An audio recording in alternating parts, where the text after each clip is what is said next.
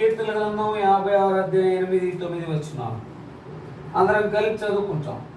నా సంచారములను నువ్వు లెక్కించి ఉన్నావు, నా కన్నులు నీ గుడిలో ఉంచబడి ఉన్నవి, అవి నీ కన్నులో కనబడును కదా. కాబట్టి ఇక్కడ ఆయన నీవు నేను ఈ యొక్క లోకయాత్రలో కొనసాగుతుంటుండగా మందిరములో ఆల్ నైట్ ప్రేయర్గా ఆయనలో ఒప్పుకుని ఆరాధించి ప్రార్థన చేయడానికి సిద్ధపడేటటువంటి విధానంలో ఈ యొక్క లేఖన భాగం ద్వారా అక్కడ 8వ వచనం, నా సంచారములను లెక్కించి ఉన్నావు, నా కన్నులు నీ గుడిలో నుంచబడి ఉన్నవి. నువ్వెవరైనా నువ్వు ఏ స్థితిలో ఉన్నప్పటికీ కూడా మన కన్నీళ్ళు ఏంటంటే ఆయన గుడిలో నుంచబడి ఉన్నవి. ఇంకా ప్రార్థన చేయడానికి గొప్ప ధైర్యం ఏంటంటే ప్రతి ప్రార్థనకు ప్రతి కన్నీటి బొట్టుకు ఏముంది? ప్రార్థనలో జవాబు ఉంది. ఖచ్చితంగా ఆయన ఆలకిస్తాడు. ఆయన వాగ్దానం ఇచ్చి నెరవేర్చేటటువంటి దేవుడు. అందుకనే ఆయన యొక్క నిబంధనను మరిచిపోయినటువంటి దేవుడు. ఎక్కడుందన్నమాట? అందుకని ఆయన నా కన్నీళ్లను ఏం చేస్తాడు? ఆయన బుడ్డిలో దాచిపెట్టేటటువంటి అనుభవం చూడండి అన్నమాట. అందుకనే నా కన్నీళ్లు నీ బుడ్డిలో ఉంచబడి ఉన్నవి అంటే ఆయన బుడ్డిలో ఉంచుకునేటటువంటి విధానం. కన్నీరు వృధా కాదు దినానా, ఎందుకంటే ఆయన కనికరము కలిగినటువంటి దేవుడు కనుక. ఎక్కడుంది మాట? ఈ సందర్భంలో సుశీలమ్మ, కోటేశ్వరమక్క కొంచెం పెద్దవారు కలిసిపోయి పడుకున్న విధానంలో ఇప్పుడు మీ నలుగురికి ఎక్కడుందన్నమాట? ఆయన కనికరము కలిగిన వాడు కనుక ఆయన చెయ్యి విడవడు, ఆయన నిబంధనను మరిచిపోడు అనే మాట ఎక్కడుంది? ఫజల్ ఈ ముగ్గురులో ఈ నలుగురులో ఎవరు చెప్పినా చూడకుండా ధన ధన ధన ధన తీసేయటం కాకుండా ఎవరు చెప్పినా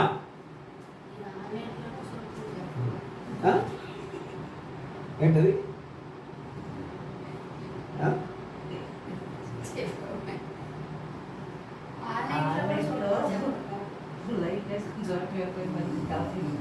అదే కదా. కాబట్టి జ్ఞాపకం చేసుకుంటే ఆ మాట ఆయన యొక్క బుడ్డిలో ఉంచబడి ఉన్నవి అనే దానికి ఆయన కనికరము కలిగిన వాడు. అందుకని ఆయన కనికరము కలిగిన వాడు కనుకనే మనం ఆరాధించడానికి బద్దులుగా చేసినాడు. ఎందుకంటే మనం పడి ఉన్న చోటికి వచ్చి మన మీద ఏం చేశాడు? జాలి పడ్డాడు, గాయాన్ని కట్టాడు, పోటుకోళ్ళ వారింటికి తీసుకొచ్చాడు. అందుకనే 4:31 ద్వితీయోపదేశకాండం చూడకుండా చెప్పొద్దని చెప్పా. నీకు సమయం వచ్చినప్పుడు నీ దగ్గరికి వచ్చినప్పుడు చెప్పమని చెప్పా. ఒకటి తెలిసిందంటే ఎంత మాత్రం కూడా ఆగే ప్రశ్నే లేదు. ద్వితీయోపదేశకాండం 4:31 అక్కడ చదవండి అన్నమాట. నీ దేవుడని యెహోవా కనికరము కలిగిన దేవుడు కనుక నిన్ను చేయి విడువడు, నిన్ను నాశనం చేయుడు, తాను నీ పితరులతో ప్రమాణం చేసినటువంటి నిబంధనను ఆయన మరిచిపోడు. ఆ మరిచిపోడు అనేటటువంటి అనుభవంలో ఈ మాట నీవు నేను జ్ఞాపకం చేసుకోవాలా. ఎందుకంటే 8వ వచనం మాట, నా సంచారములను నువ్వు లెక్కించున్నావు. ఆయన లెక్క పెడతాడు, గుర్తుపెట్టుకో.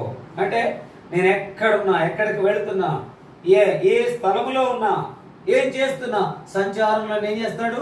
లెక్క పెడతాడు. రెండోది, నా కన్నీళ్లు. ఎంత మంచి మాట. నా కన్నీళ్లు నీ బుడ్డిలో నుంచబడి ఉన్నవి. ఎంత అనుభవపూర్వకమైన మాట, ఎంత నిరీక్షణతో కూడిన మాట, ఎంత విశ్వాసంతో కూడినటువంటి మాట. నా సంచారం నాకేం భయం లేదు, నేను నీలో ఉన్నాను, నువ్వు నన్ను లెక్కిస్తున్నావు, చాలు. ఆ మాట మనం అనగలిగే వరకు మనం ఉన్నామంటే మన ప్రార్థనను ఖచ్చితంగా ఆయన ఏం చేస్తాడు? వింటాడు. విన్నదానికి జవాబు ఇచ్చి తీరుతాడంతే. అందుకని నా సంచారములు అంటే నాలో ఏమాత్రం కూడా లోకం లేదు, నాలో ఏమాత్రం కూడా పాపం లేదు, నాలో ఏమాత్రం కూడా ఏది కూడా నీకు ఆయాస్కరమైనది లేదని చెప్పడమే.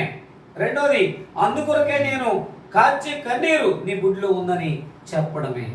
దీని కొరకే విశ్వాసం, దీని కొరకే నిరీక్షణతో మనం కలిగిన వారంగా మనం ఉంటాం. అంత మాత్రం కాకుండా అక్కడ ఒక మాట ఉంది, ఏంటది?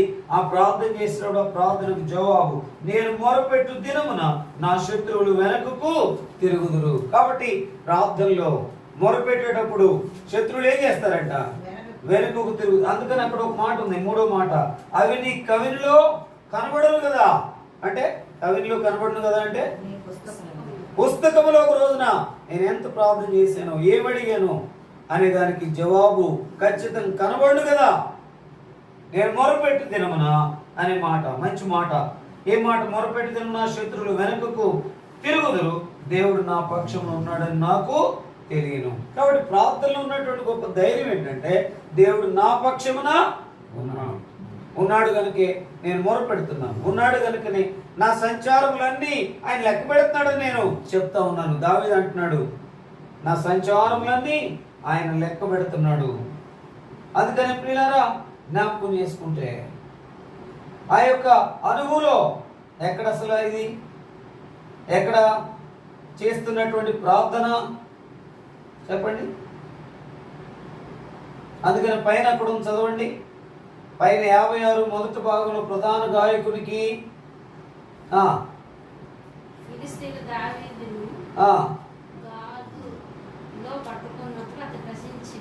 గాదులో పట్టుకున్నప్పుడు అతడు రచించినటువంటి ఈ యొక్క కీర్తన, ఆ కీర్తనలు ఏంటంటే నా సంచారములన్నీ నువ్వు లెక్కించున్నావు.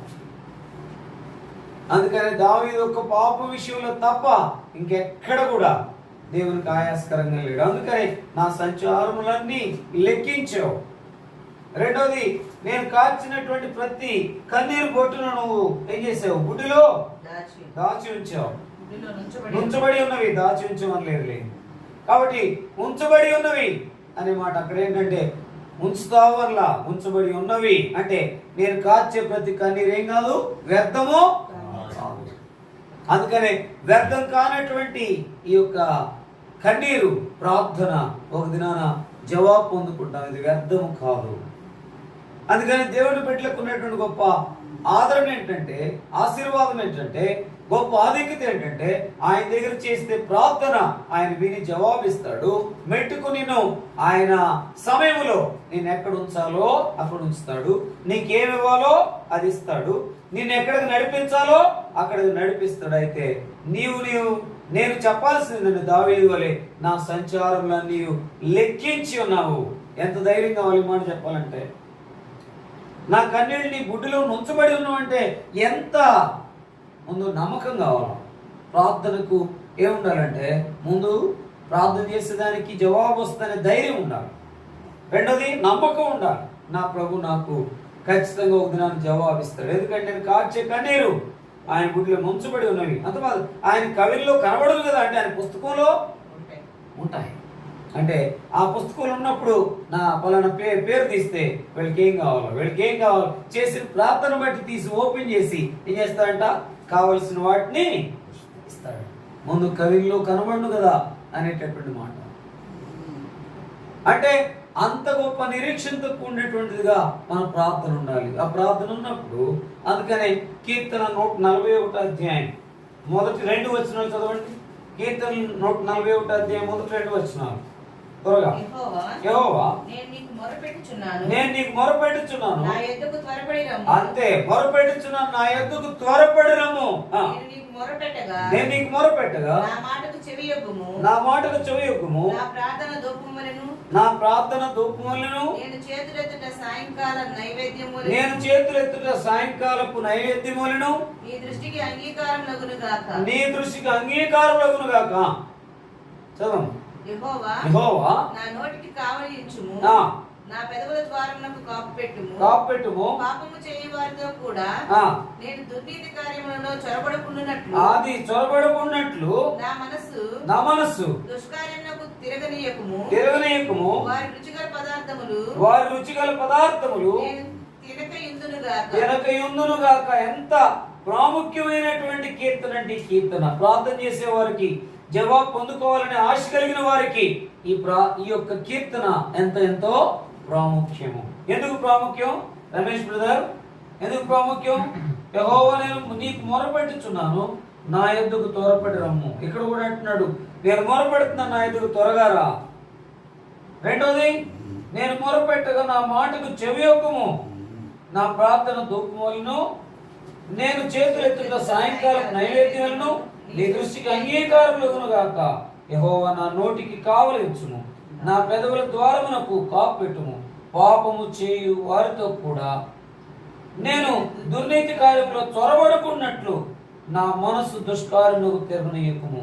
ఎంత ప్రాముఖ్యమాట. వారు రుచిగల పదార్థములు నేను తినకయుందును.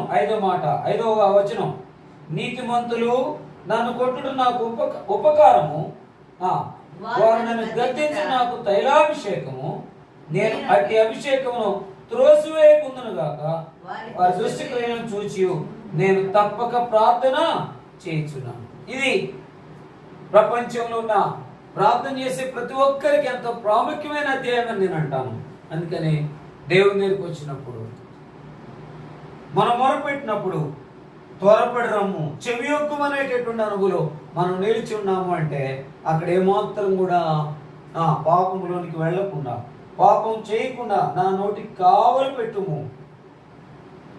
కావలించుము, నా పెదవుల ద్వారమునకు కాపెట్టుము. పాపం చేయు వారితో కూడా నేను దుర్నీతి కార్యములో చొరబడుకున్నట్లు కాపెట్టుము. పాపం చేయు వారితో కూడా నేను దుర్నీతి కార్యములో చొరబడుకున్నట్లు నా మనసు దుష్కార్యములకు తిరగనీయకుము. కాపెట్టుము, తిరగనీయకుము. తర్వాత వారి రుచిగల పదార్థములను తినకయుందును. పాపంలో పడవేయటం కొరకు, ప్రార్థనకు జవాబు రాకుండా ఉండేదాని కొరకు ఏం చేస్తారంటే కొంతమంది ఏం చేస్తారు, రుచిగల పదార్థాలు పెడతారు. అందుకని ఇది నాలో ప్రార్థనా కూడికలకి రమ్మంటే ఏంటి రారంట. ప్రార్థనా కూడికలు అని పేరు పెడితే రారు. దాని తర్వాత ఏమి, దేవుని యొక్క సువార్త సభలు అంటే ఎవరు కూడా రారు. ఏమంటే వస్తారు, సువార్త పండుగలు, ఉత్సవాలు, స్వస్థత సభలు అని అలా. అంటే స్వస్థత సభలు అనేది కనబడితే అనేక మంది వస్తారు.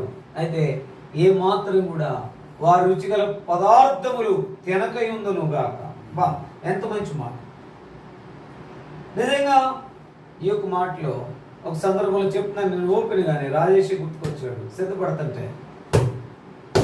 రాజేష్ గుర్తుకొచ్చాడు. చేయవలసిన పని చేయకుండా వేరే దానికి చేశాడు. నేను చేద్దాం అనుకున్నట్లు అవుద్దు అనుకోలేదనంటే ఈ రోజన్నా నీ చెంప పగల కొడతానని చెప్పాను. నువ్వు దగ్గరుంటే నీకు పడిపోయే దెబ్బలు, నువ్వు చెప్పింది ఏంటి, ఎందుకు వెళ్ళావు, తర్వాత ఎవరో ప్రేరేపణలు మనం ఇంకో దానికి ఎందుకు వెళ్ళావు, నీలో కొంత బలహీనత. అందుకని దేవుడు ఏం చేస్తున్నాడు, ఇవ్వాల్సిన దాన్ని కూడా ఏం చేస్తున్నాడు, ఆలస్యం చేస్తున్నాడు అని చెప్పాను. మొహమాటం లేకుండా దేవుని దగ్గర మనం జవాబు పొందుకోవాలంటే మనం ఎట్లా పెడితే అట్లా ఉండకూడదు. అందుకని ఒక మాట, అందుకని ఎందుకు రాజేష్ గుర్తుకొచ్చాడంటే, నీతిమంతులు నన్ను కొట్టుట నాకు ఉపకారము, వారు నన్ను గద్దించుట నాకు తైలాభిషేకము. ఎందుకు, దేవుని బిడ్డలైన వారిని, నిజమైన సేవకుడు ఏం చేస్తాడు, గాయాన్ని కట్టాలి, జారిపడాలి, గాయాన్ని కట్టాలి, పొట్టుకొళ్ళు మన ఇంటికి తీసుకువెళ్ళాలి, ఆదరించాలి. అదే సమయం ఏం చేయాలా, ప్రేమిస్తున్నారు అంటే అర్థం ఏంటంటే పక్కన ఏముంది, గద్దింపు ఉందనే. లేకపోతే ఆ ప్రేమ లేకపోతే గద్దింపు ఉండదు, గద్దింపు లేకపోతే ప్రేమ ఉండదు. రెండు జాయింట్ అన్నమాట. ఒకవేళ ఒకవేళ అట్లా అన్నా ఆయన మీద అధికమైన ప్రేమ ఉండి ఆధ్యాత్మికంగా వర్ధిల్లాలని ఆశ తప్ప మరొకటి ఏది కూడా నా మట్టుకైతే ఏది లేదు. అది ఆయనకు కూడా తెలుసు. ఒకవేళ ఏదైనా కించెత్తి ఏదైనా నెగిటివ్ థాట్ ఏమైనా వస్తే అది దేవుడు నాయన చూసుకుంటారు. నాకైతే ఒకటే, దేవుల్లో ఉండి ఆత్మీయంగా ఆత్మీయంగా ఆనందించాలని, అభివృద్ధి పొందాలని నా ఆశ. అయితే ఈ మాటలో మనం చూసినప్పుడు జ్ఞాపకం చేసుకుంటాం. అది ఎట్లాంటిదంట, ఎలాగుండాలంట, నా ప్రార్థన ధూపములను నేను చేతులెత్తుట సాయంకాల నైవేద్యములను నీ దృష్టికి అంగీకారము గాక. అంటే చేతులు ఎత్తడం ఎట్లాంటిదంట, సాయంకాల నైవేద్యం అంట. దాని తర్వాత ప్రార్థన ఎట్లాంటిదంట, ధూపం అంటే ఎప్పుడు ఏమోలా ఆ నిప్పులు అంటే ఆ ధూపం వల్ల అంటే అర్థం ఏంటంటే నువ్వు చేసేటటువంటి ప్రార్థన అది ధూపంగా మారాలి. అంటే అర్థం ఏంటంటే అంత క్లారిటీ, స్వచ్ఛత ఉండాలి. ఎట్లా పడితే అట్లా ప్రార్థనకు జవాబు రాదు. అందుకనే చూడండి, ఒక మాట మనం జ్ఞాపకం చేసుకుంటే చూడండి. అందుకనే కీర్తన 39 అధ్యాయం మొదటి వచనం. కీర్తన గ్రంథం 39 అధ్యాయం మొదటి వచనం చదవండి. నా నాలుగుతో పాపం చేయకున్నట్లు అది మార్గములను జాగ్రత్తగా చూసుకుందును. ఎట్లా? నాలుగుతో పాపం చేయకుండా. అంటే అక్కడ నాలుగుతో పాపం చేయకున్నట్లు అంటే అర్థం ఏంటి అంటే ముందు నాలుగుతోనే ప్రారంభం మొదలైంది. ఏంటది? పాపం.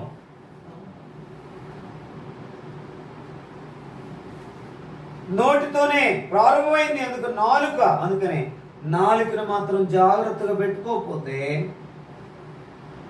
మనం భంగుపాట్లు పెడతాం, లోకంలో పడిపోతాం, దేవునికి దూరంగా ఉంటాం. అలా కాకుండా కీర్తన 58:8-9 వచనాల ప్రకారం మనం జ్ఞాపకం చేసుకుంటే ఆయన నీవు నేను చేసేటటువంటి ఆ యొక్క ప్రార్థనకు కన్నీరు ఆయన గుడిలో నుంచబడి ఉన్నవి అనే అనుకూలానికి మనం రావాలంటే ముందు మనం ఎట్లుండాలి? మన ప్రార్థన ధూపమని ఉండాలి. దాని తర్వాత సాయంకాలపు నైవేద్యాలు ఉండాలి. ఏంటి? చేతులు ఎత్తిన అనుభవంతో కూడినటువంటి ప్రార్థనకు జవాబు ఖచ్చితంగా వస్తుంది. ఆ చేతులు ఎత్తే అనుభవం ఏంటంటే భారం. అయ్యా, నేను ఈ స్థితిలో నలిగిపోతున్నాను, ఆ స్థితి నుండి తప్పించు. రెండవది, నా చుట్టూ ఉన్న వారు రక్షణ లేకుండా ఉన్నవారు వారి కొరకాయ. దాని తర్వాత అంత మాత్రం కాకుండా భయంకరమైనటువంటి కరువుతో, ఇబ్బందులతో, బాధలతో ఉన్నవారు ఉన్నారు. వారి కొరకే మనం ఏం చేయాలా? భారము కలిగి ప్రార్థన చేసేవారంగా మనం ఉండాలి. చూడండి ఒక మాట, ఆ మాటలో మనం జ్ఞాపకం చేసుకుంటే ఒక మాట చదువుదాం. కీర్తనలు అందుకనే జ్ఞాపకం చేసుకుంటే 141 అధ్యాయం 5వ వచనం చదవండి ఒక మాట. అందుకని అది ఎట్లుంటదంట? నన్ను కొట్టుట నాకు ఉపకారం ఏంటంట? వారు నన్ను గద్దించుట నాకు తైలాభిషేకం. కొట్టుట, గద్దించుట ఎలాంటిదంట? తైలాభిషేకం. ఈ తైలాభిషేకం ఎలాంటిదంటే నిజంగా దేవుని సన్నిధికి చేర్చే అనుభవం, దేవుళ్ళు ఉండేటట్టు అనుభవం. అందుకనే ఏడగా గొడుగు పెట్టేవాళ్ళు అయితే నువ్వేం చేసినా చెల్లుబాటు అయితే దానికి అనేవాళ్ళు కూడా దినాలు ఎవరు లేరు. ఎందుకంటే అంటే ఏం పోతాయని? కానుకలు పోతాయి, వచ్చే బహుమానాలు పోతాయని అనే విధానం ఉన్నారే తప్ప గద్దించి వారిని ప్రభులో పెట్టడం అన్నది నా బాధ్యత అనుకునే వారు ఎవరు కూడా లేరు. అందుకని నీలాంటి పిచ్చోడు ఎవరు కూడా ఉండరు అని చెప్పారనమాట ఈ జల్కూరుపేటలోనే. నువ్వు పిచ్చోడు కాకపోతే ఇప్పుడు ఎంత పెద్దోళ్ళు కూడా ఏమవుతున్నారు? అట్లా లేకపోతే కష్టం, చూసి చూడనట్టుగా పోవాల్సిందే అన్నవారు ఉన్నారు. అంతకంటే సేవ వదిలిపెట్టి ఏదైనా పని చేసుకోవడం బెటర్ అని నేను అంటా. సేవ చేస్తే మాత్రం దేవుని కొరకు మహిమకరమైన సేవే చేయాలి, ఇష్టకరమైన సేవే చేయాలి. కొన్నిసార్లు మీరు అనుకోవచ్చు, మేము రాకపోతేను, లేకపోతే వాళ్ళు రాకపోతేను, లేకపోతే వీళ్ళు దేని పెట్టి సేవ చేస్తారని అనుకోవచ్చేమో. కానీ అయితే మాట చెప్తున్నా కొంతమంది అసలు ఎవరు లేకపోతే ఏం చేస్తాడు ఆయన అన్నట్టుగా అన్నవాళ్ళు కూడా లేకపోలేదు. లేకపోతే వచ్చేవాళ్ళు కూడా పోగొట్టుకుంటే ఎలాగా అన్నవాళ్ళు లేకపోలేదు. వచ్చేవాళ్ళు ఏదో ఒక రకంగా చూసి చూడనట్టుగా ఉండొచ్చు కదా అన్నవాళ్ళు లేకపోలేదు. అయితే అలాంటి సేవ అయితే ఇక్కడ జరగదు. కానీ ప్రభువుకు మహిమకరమైన సేవ చేస్తూ ఆయన సన్నిధిలో ప్రార్థన చేస్తే చాలు, కావలసిన వాటి అన్నింటినీ ఇస్తాడు. ఎవరైనా ప్రణాళికలు ఉన్నారో వారిని రప్పిస్తాడు, మనందరినీ క్షేమస్థితిలో ఉంచుతాడు. రాందనాల్లో మనల్ని ఉన్నతమైన స్థితిలో ఉంచుతాడు. అందుకని చదవండి ఒక మాట, ప్రయాణ గ్రంథం 5వ అధ్యాయం 9-10 వచనాలు. ప్రయాణ గ్రంథం 5వ అధ్యాయం 9-10 వచనాలు చదవండి. ప్రయాణ గ్రంథం ఆ పెద్దలు నీవు గ్రంథములు తీసుకొని దాని ముద్రను విప్పుటకు యోగ్యుడవు వధింపబడిన వాడవై నీ రక్తం ఇచ్చి ప్రతి వంశంలోను ఆయా భాషలు మాట్లాడు వారిలోను ప్రతి ప్రజల్లోను ప్రతి జనములోను దేవుని కొరకు మనుషులను కొని మా దేవునికి వారిని ఒక రాజ్యముగాను యాజకులుగాను చేసిద్వి. ఎట్లాంటి వాడు? ఆయన కొని ఏం చేశాడు? రాజులుగాను యాజకులుగాను ఆయన చేసిన అనుభవం మనం మర్చిపోకుండా ఏం చేయాలా? ప్రార్థన చేసేవారుగా ఉండాలి. అందుకని చేసేటటువంటి ప్రార్థన ఎట్టుండాలంట? దూపోలే ఉండాలా. దాని తర్వాత చేతులు ఎత్తుట ఎటువంటి సాయంకాల నైవేద్యములే ఉండాలి. అందుకని చేసే ప్రార్థన ఖచ్చితంగా జవాబు రావాలంటే నమ్మకం ఉండాలి. చేసే ప్రార్థనకు జవాబు రావాలంటే నిరీక్షణ ఉండాలి. చేసే ప్రార్థనకు జవాబు ఉండాలంటే యోగ్యత పరిశుద్ధత ఉండాలా. లేకపోతే లేదు, రాదు. జ్ఞాపకం పెట్టుకో. అందుకని దావీదు చేసిన ప్రార్థన ఎంత గొప్ప విలువగా ఉందో మనం చూడాలి. జ్ఞాపకం చేసుకుంటే ఆ మాట కూడా మనం చదువుదాం. చూడండి, యెషయా గ్రంథం 30:18 ఒక మాట. అందరం కలిపి చూద్దాం ఈ మాట.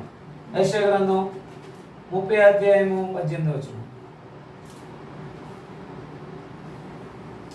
యెషయా గ్రంథం 30:18. యెషయా గ్రంథం 30:18 అందరం కలిపి చూద్దాం. కావున మీ యందు దయ చూపుకోవాలని యెహోవా ఆలస్యం చేయుచున్నాడు, మిమ్మల్ని కరుణింపవాలని ఆయన నిలబడి ఉన్నాడు. యెహోవా న్యాయము తీర్చు దేవుడు, ఆయన నిమిత్తము కనిపెట్టుకున్న వారందరూ దాన్ని. ఇప్పుడు ప్రార్థన అంటే ఏంటి? ప్రార్థన అంటే ఏంటి? కనిపెట్టుకోవటమే.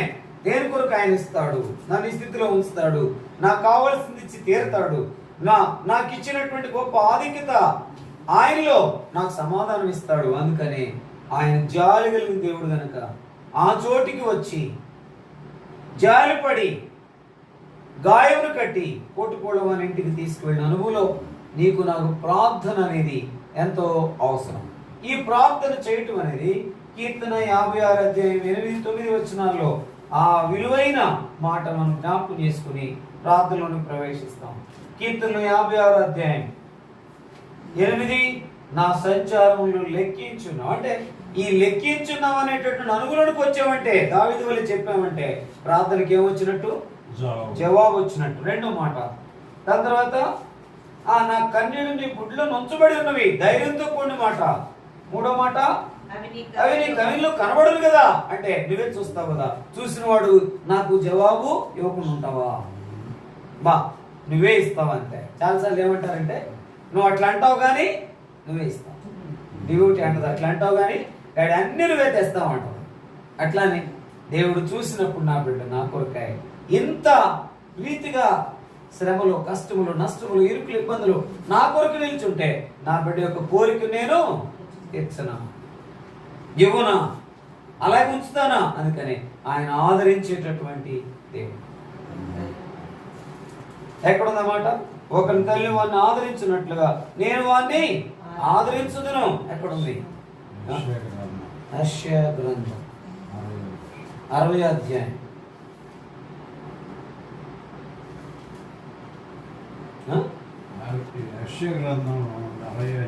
60 అధ్యాయమే. ఓ స్టాండర్డ్.